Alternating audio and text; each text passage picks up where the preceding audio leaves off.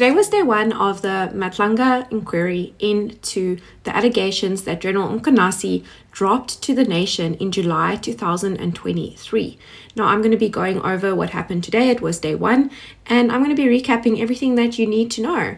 So we started out the day with Lieutenant General Mchunu as the first witness. He was looking very dapper in a suit. He didn't have on his camo. He instead had on a very nice fitted suit.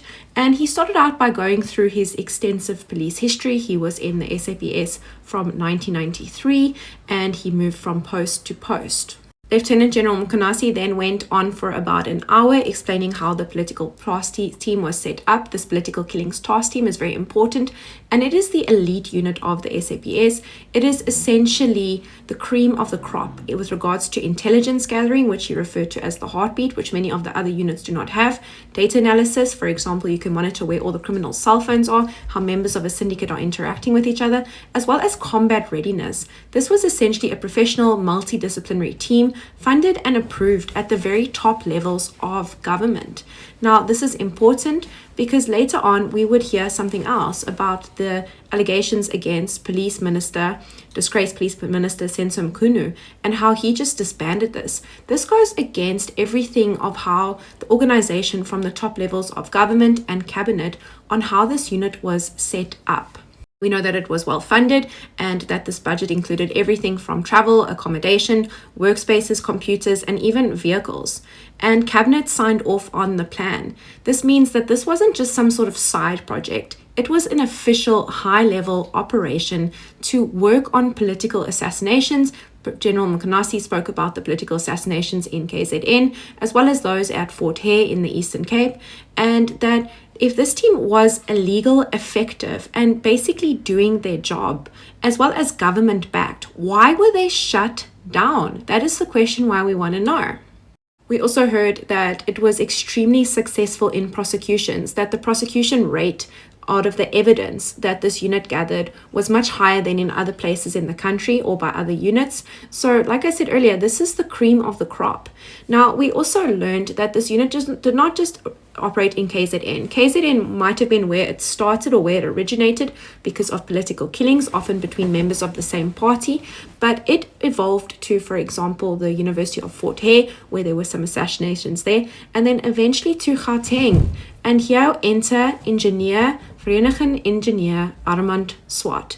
Now, Armand Swart was unalived in April 2024, and we know that it was a case of mistaken identity. Armand Swart allegedly looked like a whistleblower who had just blown the whistle on Springs. So if you've been following me, you would know that he was working for Transnet or a company under Transnet, and Springs were being bought for, I think, 10 Rand and being invoiced or sold on for 150 Rand per spring. And someone was pocketing that, and that was all taxpayer money. So a whistleblower in that company blew the whistle, and next thing you know, someone that looked like that whistleblower, Armand Swart, enter Armand Swart, was unalived, just walking into work, and he had absolutely nothing to do with this. We know that the ballistics that were recovered from that scene of the crime matched some other high-profile cases, mainly that of DJ Somebody, as well as Vusi the Cat's ex-girlfriend, who was a target of an unsuccessful assassination attempt on her life when she was traveling from between Johannesburg and Pretoria. And we know that 10 members of the task team were deployed to Gauteng to help fight this organized crime. And for a moment, it looked as though the tide was changing, that South Africa was finally striking back against corruption and fighting these syndicates. Now, we know that this political killings unit was circling in on Vusi the Cat, who ironically has been denied bail this very same day of the 17th of September 2025. And interesting enough, on the cell phone that was seized from him in jail, he had been watching General Mchunu's speeches.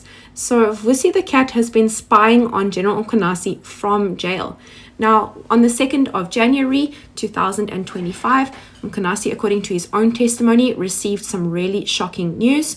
And this was not from the SAPS, not from the commissioner, not from the usual chain of command where news has to come by, but from over WhatsApp from a friend. And this friend attached a letter that suspended the political killings task force. And guess who had signed that letter? Yep, Senzo Mchunu, right? There was no consultation. He hadn't consulted with anyone. He hadn't warned anyone. And this is against all the effort that government and cabinet set up in order to build the political killings task force. So the question is, why was all this effort put in to build it, but on the say of one person, right, it could be disbanded? Now, we've heard from Mchunu's testimony that he was stunned, and he later realized that the National Commissioner wasn't consulted either. According to the letter, the team was adding no value to policing in South Africa, but Mchunu fired back. The evidence showed the opposite, and he knew the evidence showed the opposite because he had been working closely with this team. And here's where the story takes on a darker turn. Mchunu claims the minister didn't act alone, that some shadowy figure of influence pushed him to shut down the team. Now, the minister's own chief of staff has admitted to Mchunu that he was under pressure to send the dissolution letter. So what was the urgency, right? Well, Mchunu tells the commission that he believes the team was shut down because it was closing in on syndicates in Gauteng and syndicates with powerful political links.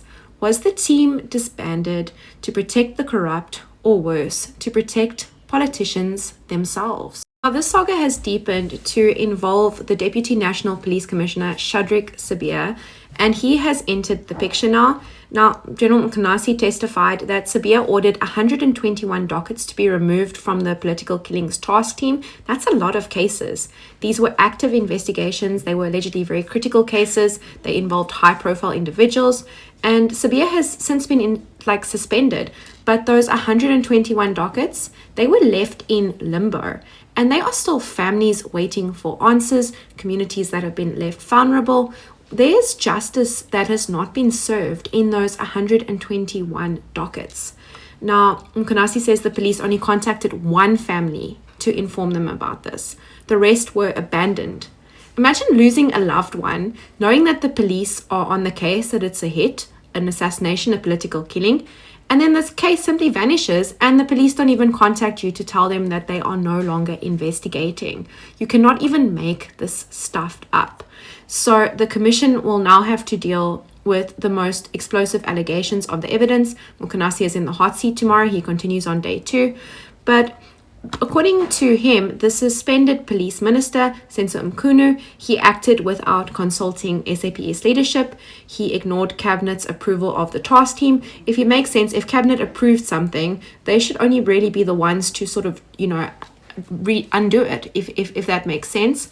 We know that he applied pressure on his staff to dissolve it. Was this because of his alleged friend, Vusi the Cat Matala, who Brian Magotsi was acting as a go-between with?